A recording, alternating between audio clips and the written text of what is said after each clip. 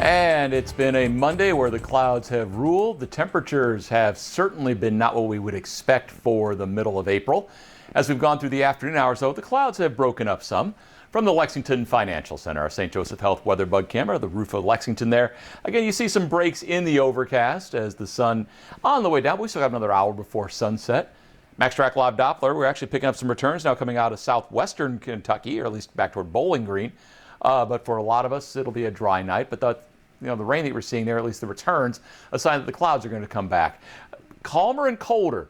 Weather-wise, those things often go together. To get severe weather like we had in the deep south and even into parts of southern Kentucky yesterday, you need warmth. That's the energy. That's the fuel that makes them go. So the cold temperatures keep things a little calmer. This week, there's not a lot of pretty weather out there for us as we head to the middle of April, and returning to normal, though, as we head toward the weekend. So rainfall was much heavier across southeastern Kentucky. Again, we had some flooding problems on the Cumberland River once again. But you also notice how the rainfall amounts slackened as we headed toward the Ohio River. We watched those huge thunderstorms go across the deep south. Several tornadic storms just came in. That Chattanooga had an EF3 tornado that went through parts of Tennessee, southern Tennessee. They're right in North Georgia.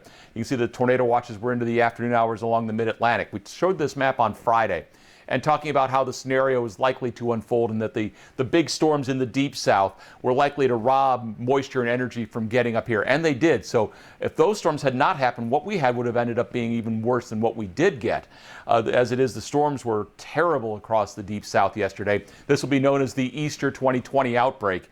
So far, at least 50 tornadoes, preliminary reports have been out there, stretching all the way from Texas into the Carolinas. A day yesterday that really was bad. The Texas tornadoes were actually on Saturday.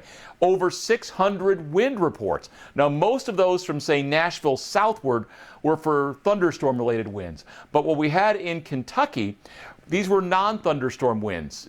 What we had is that big slug of rain, and in Lexington it came through just before sundown, and it poured, and then right behind it the wind blew really hard. Also turned to the sky that wonderful shades of color that we had that cycled right before sundown.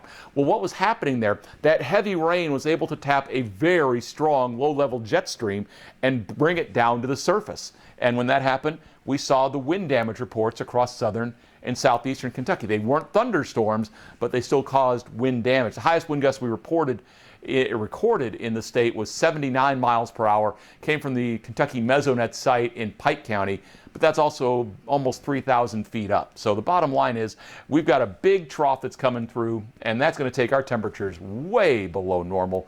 It's going to keep them there for a couple of days. Right now, we're sitting in the mid-40s, 20 degrees below normal.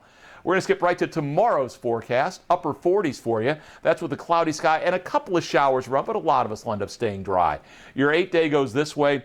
Low 50s on Wednesday, upper 50s Thursday, around 60s as we head into the weekend. And you see there's a lot of at least rain chances each day. You may not see the rain at your house, but it'll be around.